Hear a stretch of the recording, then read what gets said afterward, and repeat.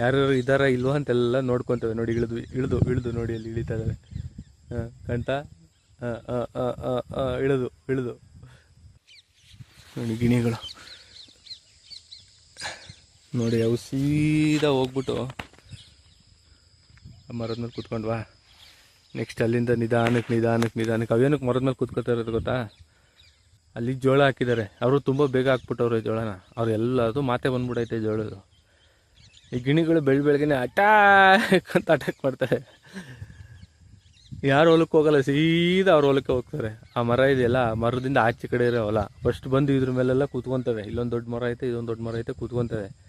ಯಾರು ಇದಾರ ಇಲ್ವಾ ಅಂತೆಲ್ಲ ನೋಡ್ಕೊತವೆ. ನೋಡಿ ಇಳಿದು ಇಳಿದು ಇಳಿದು ನೋಡಿ ಅಲ್ಲಿ ಇಳಿತಾ ಇದ್ದಾವೆ. ಹಾಂ ಕಾಣ್ತಾ?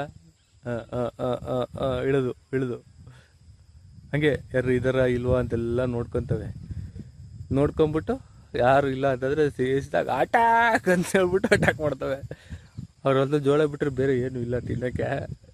ಜೋಳನ ಹತ್ಲಾಗಿ ತಿಂದು ಉದುರು ಸಾಕ್ಬಿಡ್ತವೆ. ಅವೇ ಬರ್ತಾರೆ ಇನ್ನೊಂದು ಅರ್ಧ ಗಂಟೆಲಿ ಗಾಡೀಲಿ ಓ ಅಂತ ಕಿರ್ಚ್ಕೊಂಡು. ಅವ್ರು ಏನು ಕಿರ್ಚಿದ್ರು ಅಷ್ಟೇ. ಈ ಕಡೆಯಿಂದ ಹೋಗೋ ವರ್ಷದಲ್ಲಿ ಈ ಕಡೆಯಿಂದ ಓಡಿಸ್ಬಿಟ್ಟು ಹೋಗಿರ್ತಾರ, ಓಡಿಸ್ತವೆಲ್ಲ ಹೋಗಿ ಮರದ ಮೇಲೆ ಕೂತಿರ್ತವೆ.